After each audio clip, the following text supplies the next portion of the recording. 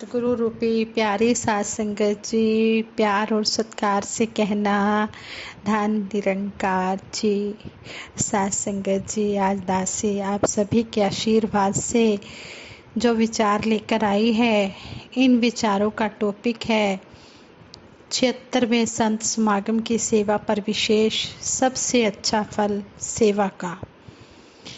सात संगत जी, ये सेवा पर विचार हैं और इसमें यही कहा गया है कि जो श्रद्धा और समर्पण वाली भावना लेकर सतगुरु के चरणों में अपने आप को समर्पित कर देता है, उसी की सेवा परवान होती है। ऐसे ही ये विचार हैं, आप जी परवान करें। अगर कोई गलती हो जाए तो क्षमा करें। सेवा श्रद्धा और प्यार से उत्पन्न हुई भावना का ही साकार रूप है।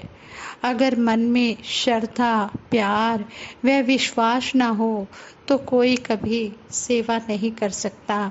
सेवा हमेशा अपने से बड़े की ही होती है। अगर मन में यह भाव आ गया कि यह गरीब है, मैं अमीर हूँ, मैं इसकी सेवा क्यों करूं? यह भाव रखकर अगर सेवा कर भी दी गई तो वह सेवा न होकर एहसान जताने का कारण बन जाती है और अभिमान अपने आप ही प्रकट हो जाता है। दया भाव में आकर किसी की मदद करने पर कहें कि यह सेवा की जा रही है तो वह भी सेवा नहीं होती। सेवा करते समय मन में यही भाव होता है कि यह मेरा मोहताज नहीं, इससे कोई कमी नहीं, यह तो मेरा सौभाग्य है कि मुझे सेवा का अवसर मिल गया है और मैं शुक्रगुजार हूँ कि इन्होंने यह सेवा स्वीकार की है। ऐसे भाव से की गई सेवा वास्तव में सुखदायी होती है। इस तरह के भाव हमेशा सतगुरु या किसी संत के प्रति ही बन पाते हैं। आध्यात्मिक जीवन में प्राणी मात्र की सेवा करते हुए ऐसे भाव होने चाहिए, परंतु यह तभी संभव होता है जब सब में सतगुरु का रूप नजर आए।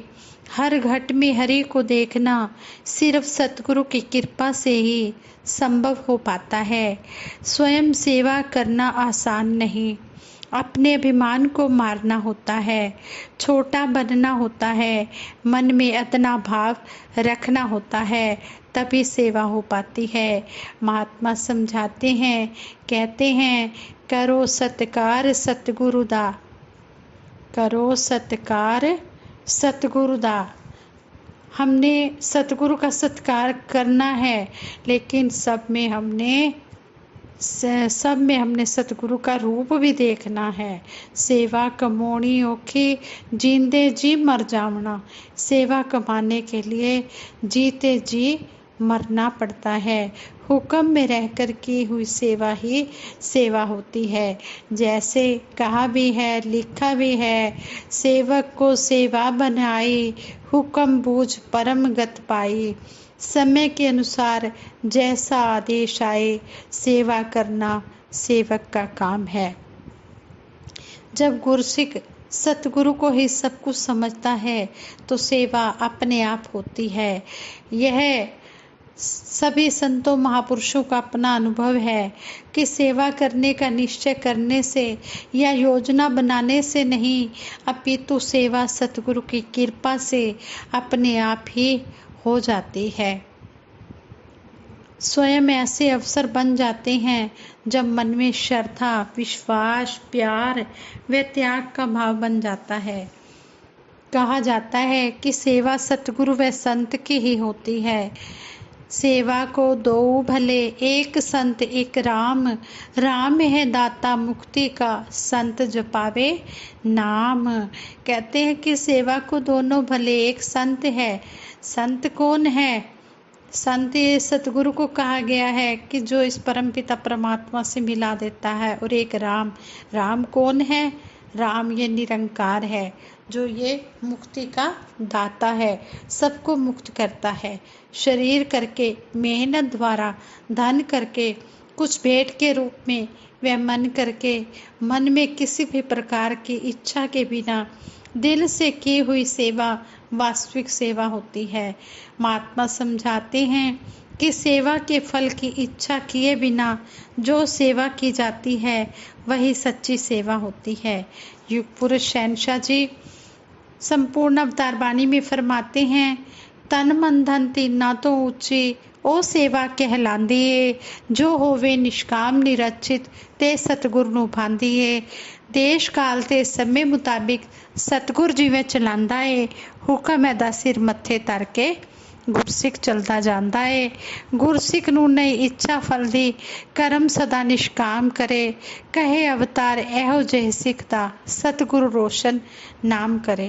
सतगुरु हमेशा यही चाहते हैं कि संसार के हर मानव की सेवा बिना किसी इच्छा के, बिना कोई मांग रखे और ऐसा भाव भी ना हो कि लोग मेरे नाम की चर्चा या प्रशंसा करें, ऐसी सेवा की जानी चाहिए। यहाँ यह बात भी समझने की है, ऐसा नहीं कि सेवा का कोई फल ही नहीं होता। प्रतिफल तो हर काम का है, अच्छे का भी बुरे का भी, मगर इच्छा या फल की इच्छा बंधन का कारण बनती है और फल की प्राप्ति में देर होने पर मायूसी पैदा हो जाती है। जबकि निरक्षित निष्काम भाव से की गई सेवा खुशी देती है। सेवा करने का आनंद तुरंत होता है। मन में सांत्वना और खुशी होती है कि यह सेवा का काम सतगुरु की कृपा से पूरा हुआ। सेवा के फल की एक छोटी सी कहानी भी है कि एक राजा शिकार खेलने अपने वजीर के साथ जंगल में गया। सुबह से दोपहर हो गई। राजा और वजीर एक पेड़ के नीचे आराम करने लगे। राजा ने वजीर से क्वेश्चन किया कि यह बताओ, सेज कौन सी अच्छी होती है, जल कौन सा अच्छा होता है और फल कौन सा अच्छा होता है।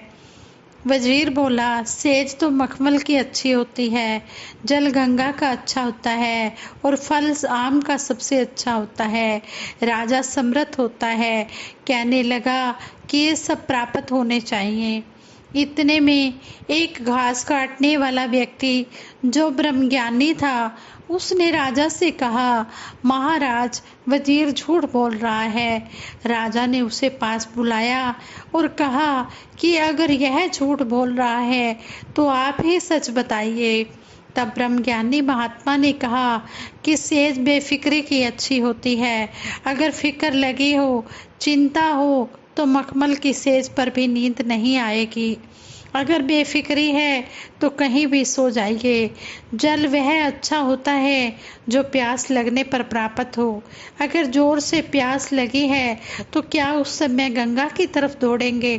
तब तक तो प्यास से प्राण ही निकल जाएंगे।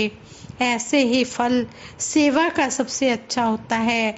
आम का फल तो जब तक जीभ पर है तब तक रस देगा। सेवा का फल 7 पीढ़ियों तक चलता है।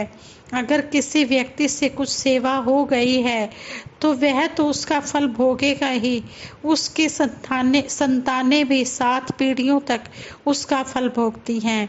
इसलिए महात्मा सेवा की ओर हमारा ध्यान दिलाते हैं कि सेवा जरूर करो, निष्काम भाव से करो, ताकि कभी मायूसी ना हो, हमेशा खुशी और आनंद ही प्राप्त हो। यही कारण है कि आज संत निरंकारी मिशन के हजारों सेवा दल के भाई बहन सेवा के मैदान में बिना किसी झिझक के एक जैसी वर्दी पहनकर सेवा करते हैं। 76वें वार्षिक समागम के आयोजन हेतु सेवाएं शुरू हो चुकी हैं। पहले की तरह समागम मैदानों में सेवा दल व साध संगत मिलकर सेवा करते देखे जा रहे हैं। चाहे गड्ढे साफ करने हों, नाले की सफाई हो, बड़ी बड़ी पोस्ट पर कार्य करने वाले ऑफिसर्स व लाखों का बिजनेस करने वाले अमीर लोग भी अपनी शान शौकत की परवाह किए बिना श्रद्धा व विश्वास के साथ सेवाएं कर रहे हैं। उनके घरों में चाहे काम करने के लिए अनेकों नौकर ही क्यों न लगे हों, वे अपने हाथों से सेवा करके खुशी महसूस करते हैं। संपूर्ण अवतार वाणी का शब्द है, निज सेवा से गुरु रिझाना, काम यही है सेवक का। जो श्रद्धा और विश्वास से भरे होते हैं वही सेवा कर पाते हैं और सतगुरु के प्यारे बन जाते हैं। फिर आइए, देर किस बात की है, सेवा का मैदान खुला है। आइए 76वें वार्षिक निरंकारी संत समागम के मैदानों की सेवा में हम जुट जाएं और समागम के आने के समय पर हम आनंद लें, जो कि हमारा 28, 29, 30 अक्टूबर को होना निश्चित हुआ है। सतगुरु माता सुदीक्षा जी महाराज निरंकारी राजपिता जी के आशीर्वाद से ये हमें समागम की डेट्स मिली हैं और हमने अभी से ही समागम पर जाने की तैयारियां भी करनी हैं और सेवा के मैदानों में समालखा में जाकर हमने सेवा के मैदानों में भी सेवा में जुट जाना है। हमारे संतों महापुरुषों ने इस धरती पर समागम करने आना है।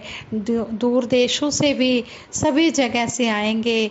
संत समागम करीब आ चला है। अभी से ही सेवा करने की करें हम तैयारी। हम सेवा में जुट जाएं और सतगुरु के आशीर्वादों के भागीदार बने। हाँ संगत जी, जैसे दासी ने सेवा पर विचार किए हैं, दासी को भी आशीर्वाद देना कि दासी भी तन मन धन से स्वस्थ होकर सतगुरु के चरणों में जाए और समागम सेवा करे और समागम का आनंद ले और सारे परिवार को भी हर प्रकार की खुशियां देना और चरणों से जोड़ कर रखना। और आप सब भी हमारा अपना परिवार हो, सारा संसार ही हमारा परिवार है। हमें सतगुरु ने यही शिक्षा दी है कि हमने हर घट में इस प्रभु परमात्मा की ज्योति देखनी है। परम पिता परमात्मा सब तेरी संतान, भला करो सबका प्रभु, सबका हो कल्याण। सारा विश्व हमारा परिवार है और सबके भले की हम सतगुरु के आगे अरदास करते हैं। ये मेरे मालिक दातार सबके घर में खुशियाँ हो, बहारें हो, किसी के घर में भी कोई किसी प्रकार की कमी ना हो। सभी सेवा सिमरन सत्संग से भरपूर रहें, तन मन धन के सुख पाते रहें और परिवार सहित गुरु के दर पर जुड़े रहें। भक्ति दे दो सभी को बख्शनहार माता जी, सेवा दे दो सभी को बख्शनहार माता जी। हम सब बैठे हैं झोलियाँ पसार माता जी। ये विचार करते हुए दासी से बहुत सी गलतियाँ भी हुई होंगी, उन गलतियों के लिए आप जी क्षमा करें और सबके सुखों को मांगते हुए, सतगुरु से मांगते हुए, निरंकार दातार से दासी सभी के लिए सिमरन करवाएगी। सभी ने मिलकर सिमरन में साथ देना है। तू ही निरंकार मैं तेरी शरण हाँ, मैनू बख्श लो।